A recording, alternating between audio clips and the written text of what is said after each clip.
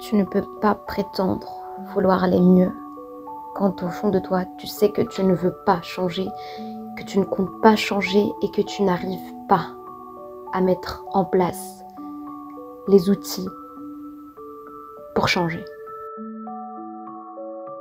Beaucoup de personnes pensent que changer n'est pas très compliqué, qu'il suffit juste de mettre du sien, de commencer quelque chose de nouveau et juste de ne pas vraiment penser au futur, de ne pas penser aux conséquences, de ne pas penser à ce qui pourrait arriver ou pas arriver justement. Mais ça ne fonctionne malheureusement pas comme ça. Pas tout le monde a cette force. Changer n'est pas si facile que ça en a l'air. Il faut vraiment beaucoup de volonté et de courage. Et toute personne peut le vivre de façon très différente. Un changement peut être signe de positivité pour certaines personnes, mais pour d'autres personnes, ça pourrait être quelque chose perçu comme anxieux. Enfin voilà. Le changement est toujours quelque chose de nouveau auquel on a du mal à s'adapter, à faire face. Alors on plonge dans une spirale pour tenter un petit peu de se déconnecter de ce qui se passe vraiment autour de nous. Le changement peut être positif pour les personnes qui le cherchent au profond d'elles et qui veulent vraiment commencer quelque chose de nouveau. Et puis certaines personnes, elles n'ont pas pris cette décision et elles sont juste là, obligées à faire avec. Ah oui, le changement, c'est bien, mais pas tout le monde pense que c'est quelque chose de positif, malheureusement. Et c'est comme ça, c'est la vie. On ne peut pas vraiment en vouloir à ces personnes-là, parce que ces personnes-là n'ont pas choisi. On peut choisir de changer, d'avoir quelque chose de nouveau dans sa vie. Il y a certaines personnes qui ne le choisissent pas forcément et voilà, elles sont obligées d'affronter cette nouvelle étape de leur vie. La vie, je la vois faite d'étages. Chaque pas nous rapproche du prochain étage.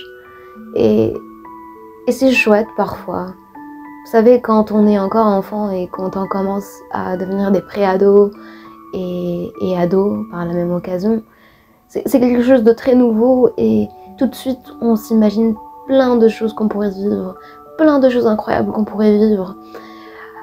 À force de regarder des films et des shows pour enfants, pour teenagers, on est là, on a vraiment envie de vivre comme eux au final. Et après on se perd forcément puisqu'on a nourri ce rêve qui malheureusement n'est pas toujours aussi glamour, aussi bon en fait au final. Moi en tant qu'adulte maintenant, à l'heure actuelle, avant quand j'étais une pré-ado, j'attendais de devenir adolescente et adulte toute ma vie. Genre, j'étais vraiment excitée de pouvoir un jour me dire moi je suis adulte. Ah, moi je suis une adolescente. Mais au final, je vais être très franche avec vous. J'ai l'impression que ma vie d'adolescente, elle est passée en un clin d'œil.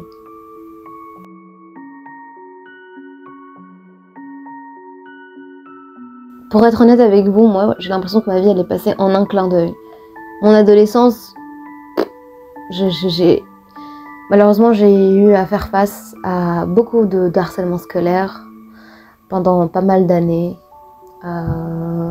J'ai eu à affronter beaucoup de choses. Je me suis beaucoup isolée socialement parlant. En tout cas, c'est pas vraiment les années les plus les plus mémorables de ma vie, quoi. Enfin, on s'en souvient, mais pas du côté positif, quoi. Donc oui, le changement c'est bien, etc. Mais bon, parfois le changement nous fait peur. Et parfois on doute, on n'a pas forcément envie de se plonger dedans. On n'a pas envie de foncer tête baissée comme certaines personnes nous le suggèrent. Parce qu'on a peur. et c'est ok d'avoir peur et d'appréhender, c'est ok de prendre tout son temps pour réfléchir et prendre une bonne décision, c'est ok et légitime. On n'a pas à foncer tête baissée dans quelque chose qu'on ne connaît pas. Et si certaines personnes sont prêtes à se lancer sans regarder derrière elles et elles sont sûres d'elles-mêmes, eh bien, allez-y et brillez. C'est tout ce que j'ai à dire.